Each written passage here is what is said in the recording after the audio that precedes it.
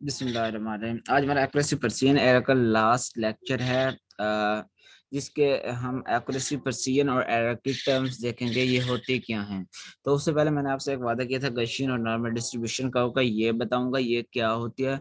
तो गशियन और normal distribution ये होती है कि जो हमारी मीन वैल्यू होती है वो जो करीब करीब वैल्यू हैं, जो बाकी मेजरमेंट के अंदर वैल्यू हैं, वो उनसे कितनी ज्यादा फ्रिक्वेंट है, कितनी ज्यादा डिफरेंस है।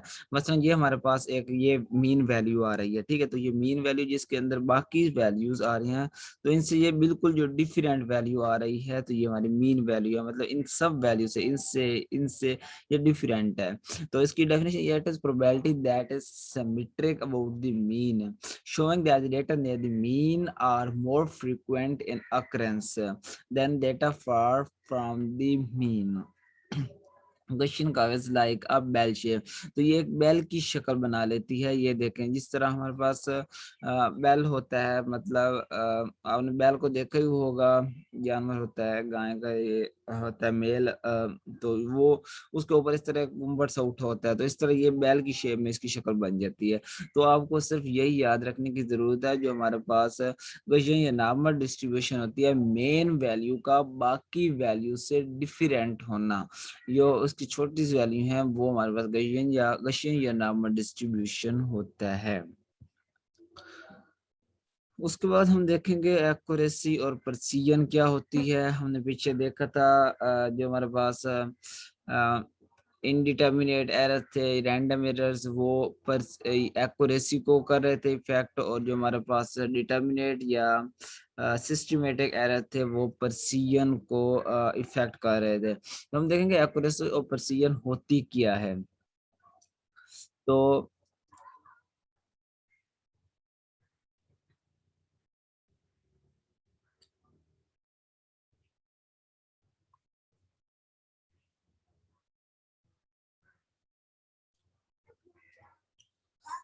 accuracy का the degree of agreement between the measured value and the true value.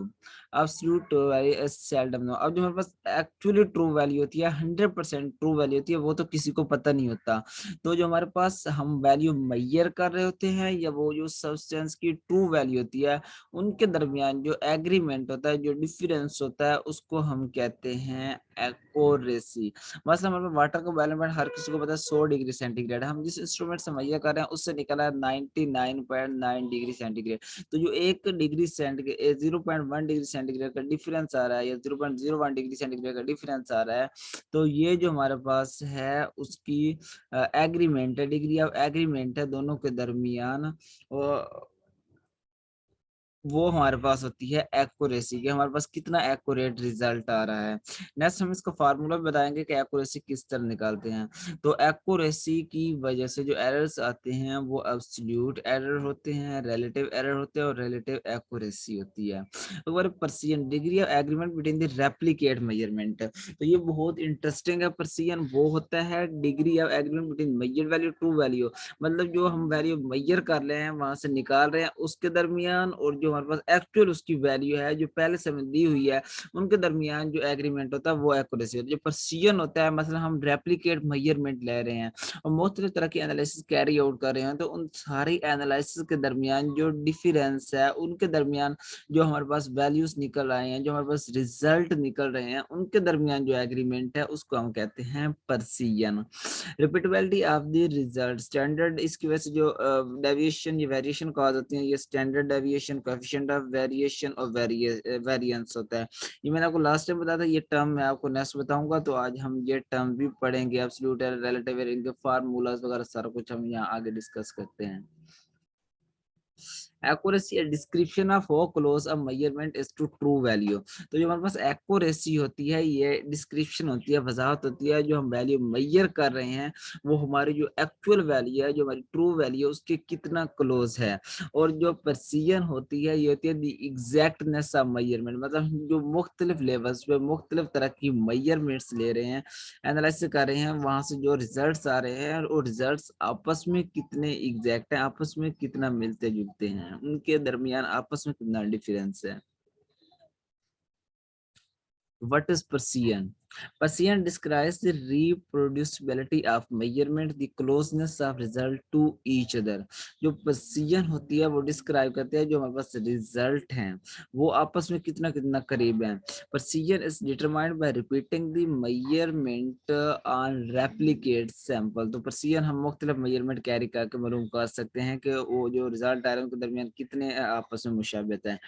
Three terms to describe the precision of the set of replicate data: standard deviation, variance and coefficient of variation. ये तीन terms हैं जो हमारे पास precision को describe करती हैं. उसके बाद है हो अबाउट एक्यूरेसी. एक्यूरेसी क्या होती है? तो एक्यूरेसी को हमने पढ़ा था जो तीन टर्म हैं वो डिस्क्राइब करती हैं. Absolute error. एब्सोल्यूट एरर क्या होता है? Absolute error the measurement of the quantity x i is given by the equation. ये एब्सोल्यूट एरर की डेफिनेशन है. ये is equal to x i minus x t. और जो हमारे पास एक्स टी है ये ट्रू वैल्यू हमारे पास होती है और एक्सेप्टेड वैल्यू जो पहले से हमें मालूम होती है. और जो एक्स आई होता है ये वैल्यू जो हम मेजरमेंट में मालूम कर रहे होते हैं. तो ये जो हमारे पास ई है ये एब्सोल्यूट एरर है. तो जो हमने वैल्यू मेजर की उसमें से हम अगर इसको माइनस कर दें जो हमें पहले ट्रू वैल्यू पता है तो जो हमारे पास एरर निकलेगा वो उसको हम कहेंगे एब्सोल्यूट एरर. नॉर्दर वो written the sign and stating the error. हम जो साइन होगा वो माइनस होगा या पॉजिटिव इस वैल्यू से निकल होगा उसको हम रिटेन रखेंगे. उसके बाद है एक्यूरेसी में दूसरी टर्म जो यूज होती है वो होता है relative error. Often the relative error ER is more useful quantity than the absolute error.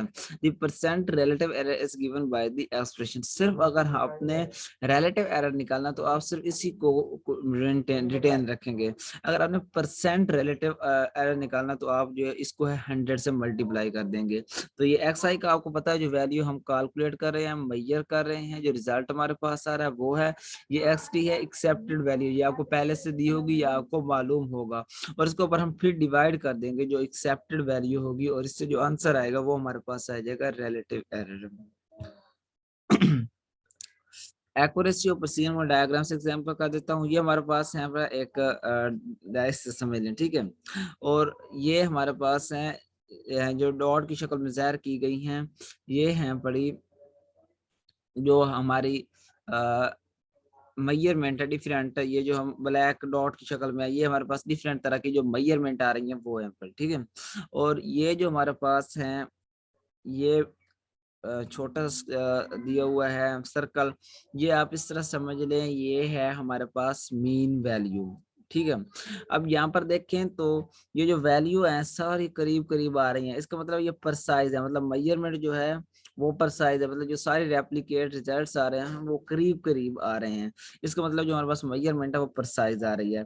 अब ये देखें ये हमारे पास मीन वैल्यू थी तो हमने देखा कि ये जो सारे रेप्लिकेट मेजरमेंट है ये हमारे पास मीन वैल्यू के करीब करीब आ रही हैं. अब जो डिग्री ऑफ एग्रीमेंट था बिटवीन द मीन वैल्यू और इसके दरमियान बिटवीन रेप्लिकेट मेजरमेंट इसको हम कहते थे एक्यूरेसी. मतलब ये मीन वैल्यू के साथ साथ आ रही है तो इसका मतलब है ये एक्यूरेट भी हैं ठीक है. उसके बाद ये देखें यहाँ पर जो है ये डॉट जो है दूर दूर आ रहे हैं लेकिन आपस में ये करीब है. इसका मतलब है ये प्रिसाइज है मतलब मेजरमेंट है जो वो एक दूसरे के करीब करीब है.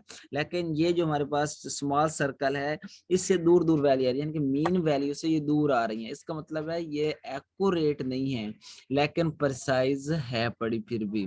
इसका मैं आपको ये बता देता हूँ जो वैल्यूज होंगी रिजल्ट्स होंगे वो खुद में आपस में जितना जितना करीब होंगे वो उनकी होगी प्रिसिजन और वो जो मीन वैल्यू के जितना करीब होंगे वो उनकी एक्यूरेसी होगी. अगर मीन वैल्यू से दूर होंगे तो वो उनका होगा वो नॉट एक्यूरेट होंगे.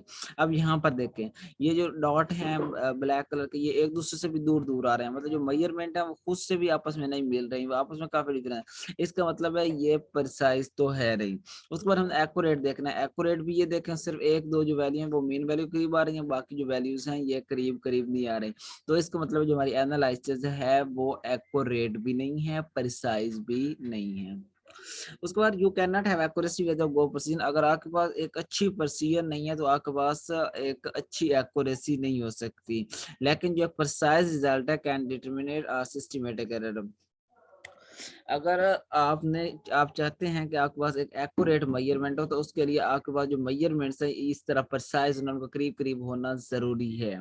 लेकिन जो प्रेसिजन होती है उसको एक्यूरेसी की कोई जरूरत नहीं होती है। एक्यूरेसी को जरूरत होती है, प्रेसिजन जरूरी है उसके लिए, लेकिन आपको प्रिसाइज मेजरमेंट कहीं भी हो सकती है, आपस में करीब करीब वैल्यूज वैसे भी हो सकती हैं।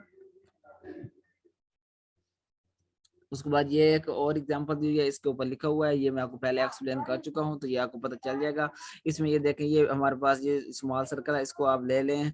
ये हमारे पास मीन वैल्यू है, ये देखें सारी वैल्यू स्कैटर्ड हुई है, ना एक दूसरे के करीब है ना इस सर्कल के करीब है, तो इसका मतलब ना तो ये एक्यूरेसी है ना प्रिसाइज है।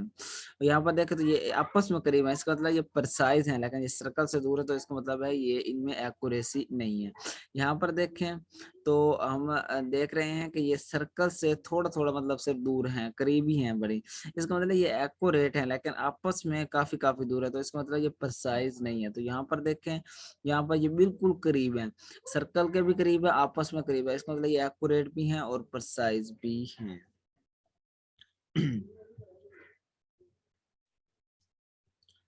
उसके बाद एक्यूरेसी की जो टर्म थी, absolute errors, mean errors, relative error और रिलेटिव एक्यूरेसी, हम इनको इकट्ठा करके यूज करेंगे। तो ये इस तरह एब्सोल्यूट एरर मैं आपको पहले बता चुका हूँ, जो हमने वैल्यू कैलकुलेट करनी है उसमें से हमने जो ट्रू वैल्यू है उसको माइनस कर देना, तो हमारे पास जो एरर आएगा वो होगा एब्सोल्यूट एरर। मतलब हमारे पास 2.62 ग्राम सैंपल है मटेरियल एनालाइज का, तो उसमें से जो हमने कैलकुलेट वैल्यू निकाली है उसकी 2.52 ग्राम निकली है। तो अगर हम ये हमारे पास किया थी कैलकुलेटेड वैल्यू जो हमने निकाली है, और जो ओरिजिनल उसकी वैल्यू थी ये थी, तो इसमें से हम कैलकुलेटेड वैल्यू से ये ओरिजिनल माइनस कर देंगे, तो माइनस 0.10 ग्राम आ जाएगा, ये हमारा एब्सोल्यूट एरर होगा। उसके बाद है मीन एरर।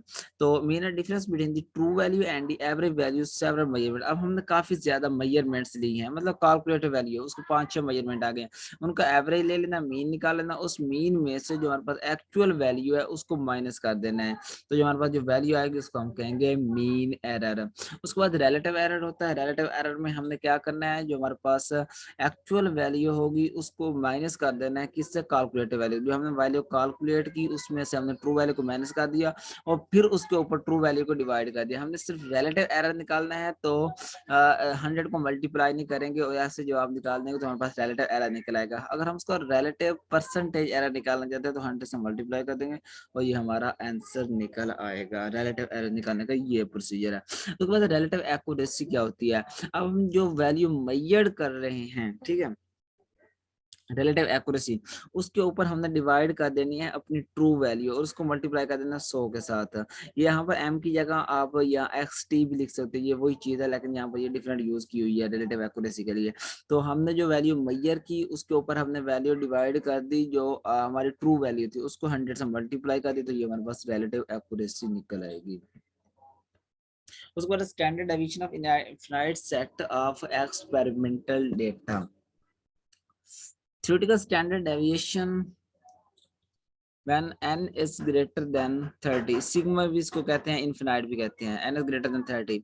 अब अगर हमारे पास n की वैल्यू, जो हमारे पास नंबर ऑफ मेजरमेंट है वो 30 से ज्यादा है, तो जो हमारे पास स्टैंडर्ड डेविएशन होगी उसका फार्मूला ये होगा, सिग्मा इज इक्वल टू,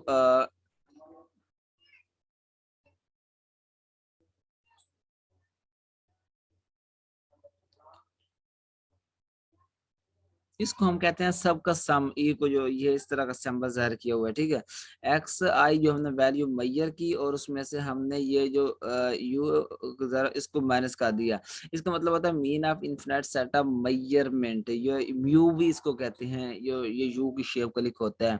तो जो हमारे पास इनफिनिट नंबर ऑफ मेजरमेंट है उनका मीन है, मसलन हमारे पास 30 से ज्यादा 35 वैल्यू, तो जो 35 वैल्यू है उनका जो हम सारा एवरेज ले रहे हैं, उनकी मीन ले रहे हैं, वो हमारे म्यू के बराबर होगी।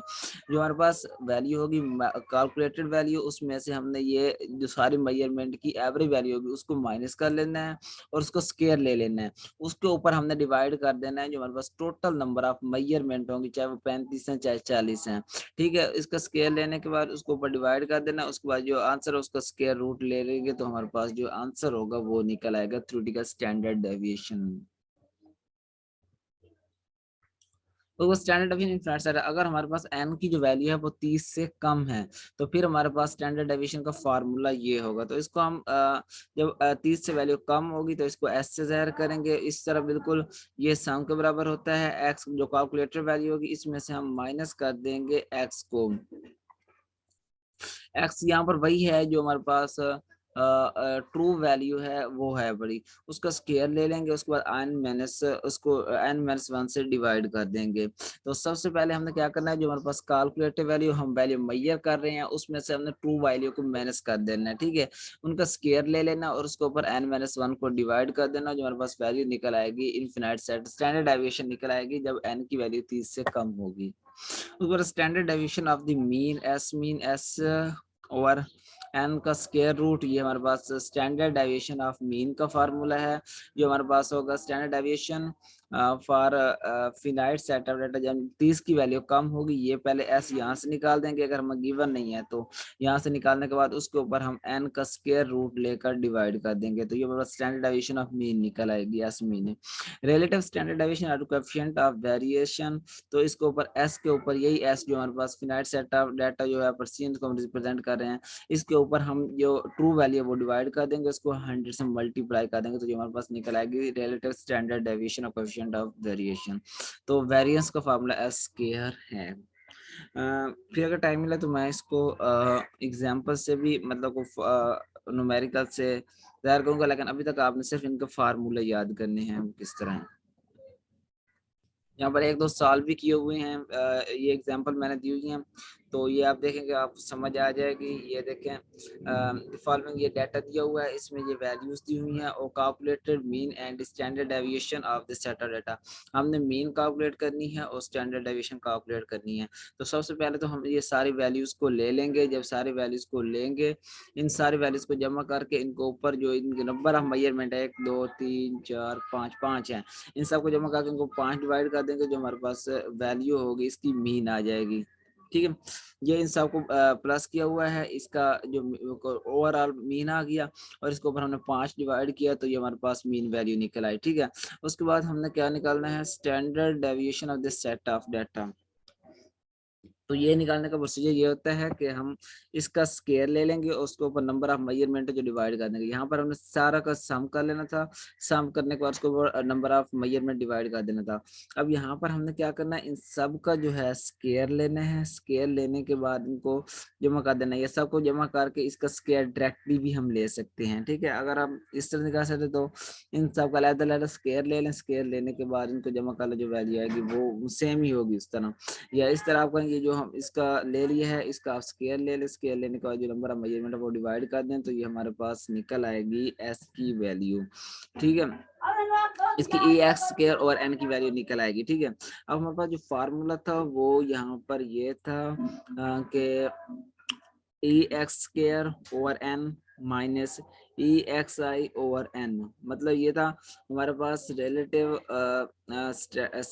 वो था स्टैंडर्ड डेविएशन का और वो ये था रिलेटिव मीन का माइनस रिलेटिव मीन, और उसके ऊपर हमने n-1 करना था क्योंकि हमारे पास जो वैल्यूज हैं ये 30 से कम है, 5 वैल्यूज हैं तो हमने n-1 कर दिया, 5 - 1 कर दिया, ये जो आंसर है ये इस तरह आ गया। आप इसको और से देखेंगे आपको समझ आ जाएगी, ये बिल्कुल सिंपल सा सवाल है।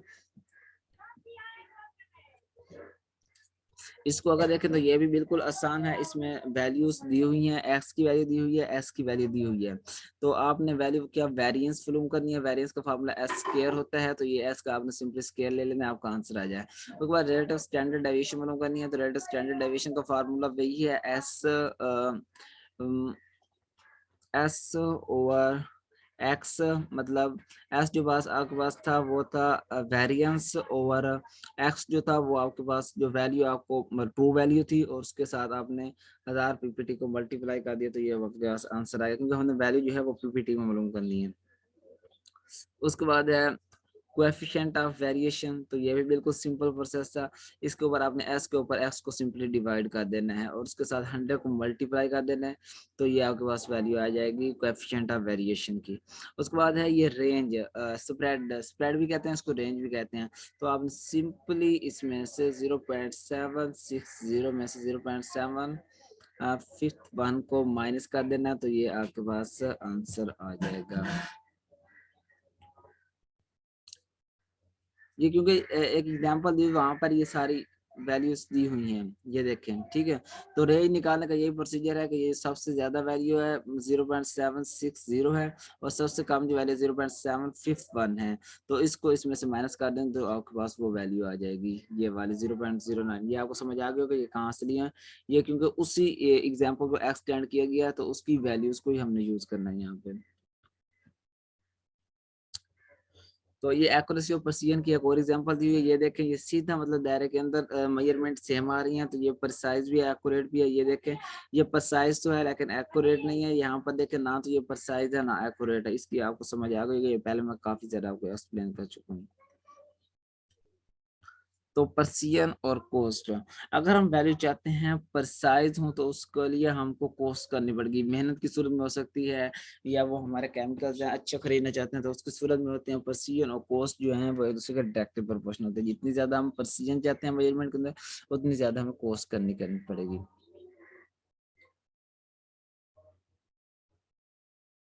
तो ये मुख्तलिफ तरह की वैल्यू दी हुई है, ये आपने देखना है ये आपस में कितनी प्रिसाइज है कितनी एक्यूरेट है।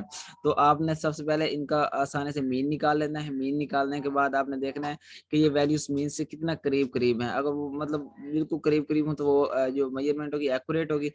फिर आपने इनको आपस में देखना है ये आपस में कितना करीब है, अगर वो आपस में करीब करीब होंगी तो वो होगी आपकी वैल्यू प्रिसाइज, तो ये आप आसानी से निकाल पाएंगे।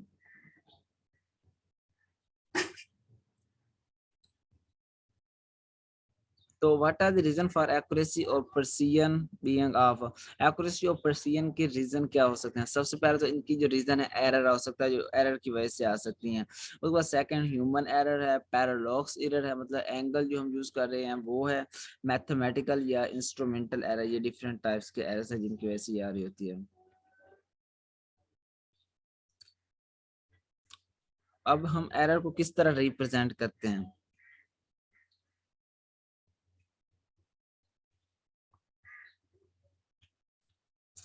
How do we represent error?